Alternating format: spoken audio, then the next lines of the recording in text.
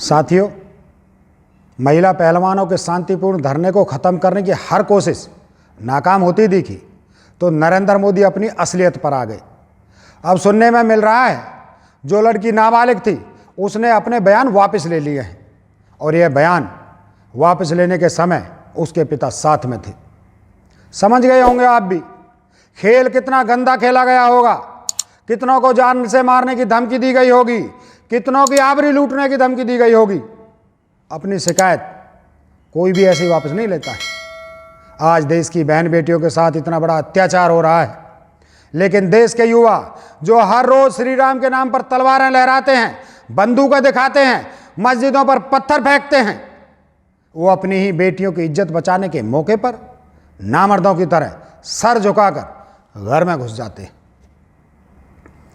मैं भाजपाई मानसिकता के इन युवाओं से पूछना चाहता हूं, अगर तुम्हारी बहनों के साथ कोई दूसरे धर्म का आदमी बदतमीजी करे, उसके साथ बलात्कार करे या उसकी हत्या करे तो ही तुम्हारा खून क्यों खौल जाता है? यदि तुम्हारी बहन बेटियों की इज्जत से कोई हिंदू ऊपर से भाजपाई नेता अत्याचार करे, उसके शरीर पर गलत इरादे से हाथ डाले तो तुम्हारा खून क्यों नहीं खौलता? कहां चली जाती है तुम्हारी मर्दानगी? जब कोई भी कुलदीप सेंगर सामने आता है, कहां घुस जाती है तुम्हारी सर काटने की ताकत? जब कोई ब्रजभूषण सामने आता है।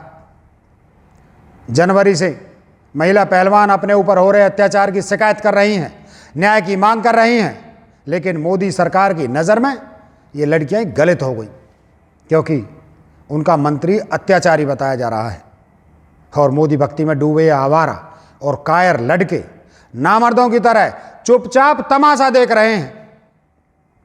क्या तुम्हें नजर नहीं आ रहा जब वो नाबालिग लड़की बयान देती है और उसके पिता ने ही शिकायत की कि उसकी बेटी को कई बार अकेले कमरे में बुलाया, उसके साथ गंदी हरकत की और जब उस लड़की ने मना किया तो उसके कैरियर बर्बाद करने की धमकी दी और उसके साथ अन्याय भी हुआ। 2022 में जब एशियाई चैंपियनशिप के ट्रायल चल रहे थे तो उस लड़की का सिलेक्शन ही नहीं हुआ। मतलब साफ जाहिर था कि जो ब्रजभूषण के साथ सोने को तैयार हो जाए उसका कैरियर बन जाएगा, जो न सोए वो कितनी भी मेहनत करे उसका सिलेक्शन नहीं होगा।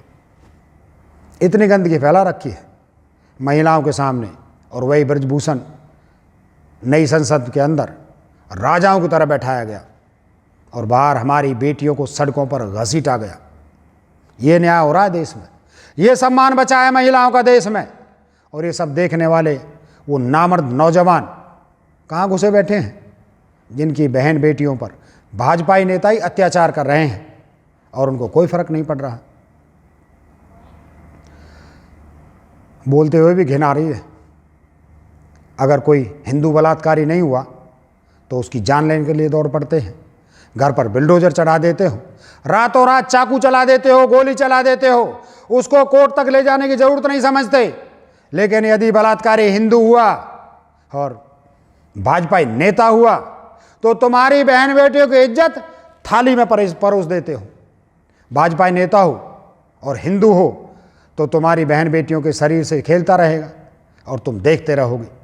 भाजपाई नेता दिन दहाड़े बंद कमरे में गंदी हरकत करेगा और तुम कमरे के बाहर उसकी जय जयकार करते रहोगे। यह है तुम्हारी मर्दानगी।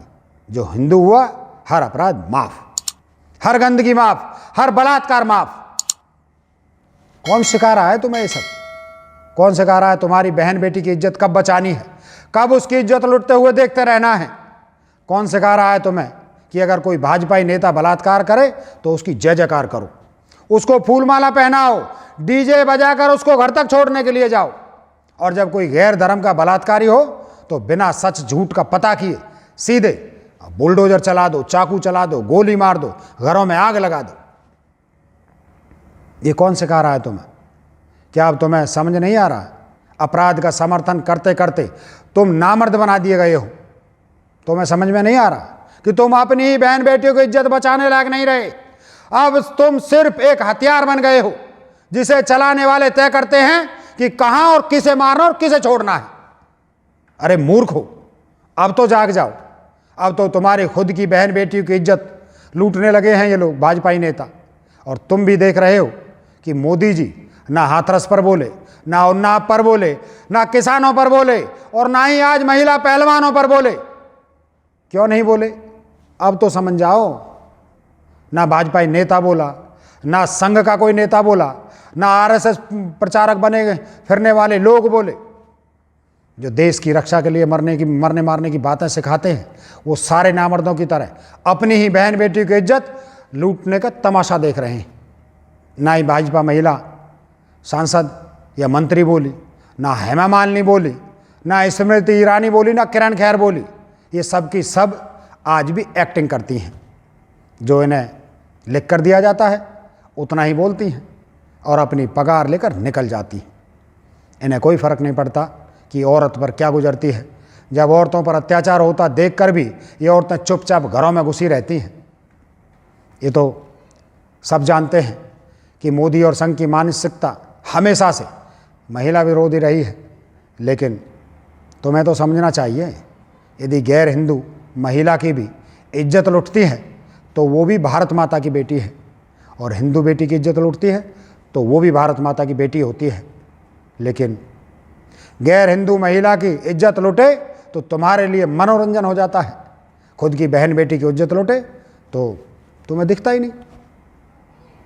तुम्हें उसके शरीर पर लगे घाव देखने की इजाज़त नहीं दी जा रही है, उसकी चीखें सुनने की इजाज़त नहीं दी जा रही, क्योंकि चाहे गैर हिंदू हो या हिंदू हो, सबकी बहन बेटियों को इज्जत लूटने और तुम्हारे ही सामने बेदाग होकर घूमने की इजाज़त सिर्फ भाजपाई नेताओं को है। अरे नामर्दो, जरा भी शर्म बाकी हो तो समझो कि अगर एक लड़की ने जब कुछ दिन पहले शिकायत लिखवाई और आज बयान वापस लिए तो उसके पीछे क्या कारण होगा। क्यों मोदी जी चुप हैं? इसके पीछे क्या कारण होगा? क्यों पॉस्को एक्ट लगने के बाद भी आज तक गिरफ्तारी का कोई कारण नहीं हुआ, गिरफ्तारी नहीं हुई? इसका क्या कारण होगा? कारण यह है कि भाजपा सरकार अब पूरी तरह गुंडागर्दी पर आ गई है, अन्याय और अत्याचार पर उतर आई है, और देश की युवा पीढ़ी को अंधा कर दिया गया है। इतना बहरा और अंधा कि खुद की बेटी की चीखें भी नहीं सुनाई दे रही और ना ही उसके आंसू दिखाई दे रहे। सच कहा है किसी ने, जिस देश के लोग मानसिक रूप से गुलाम बन जाएं, उस देश को बर्बाद करने की जरूरत नहीं पड़ती, वो खुद बर्बाद हो जाता है। आज हमारी बहन बेटियां अत्याचारी भाजपाई सरकार से नहीं, बल्कि अपने ही नामर्द भाई बंधुओं के कारण बंद कमरों में इज्जत लुटवाने के लिए मजबूर की जा रही हैं, और मना करने पर सड़कों पर घसीटी जा रही हैं। शर्म से डूब मरना चाहिए ऐसे भाई बंधुओं को जो अपनी बहन बेटियों के बलात्कार को भाजपाई झंडा देखकर बहनों को ही गलत साबित करने लग जाते हैं। भगवान करे ऐसे भाइयों की जगह अब कुत्ता पैदा होने लगे, ताकि वक्त पड़ने पर अपनी जान पर खेल जाएं। ये चुपचाप अपनी ही बहनों की इज्जत लूटने का तमाशा देखकर लोटा थाली तो ना बजाएं कम से कम।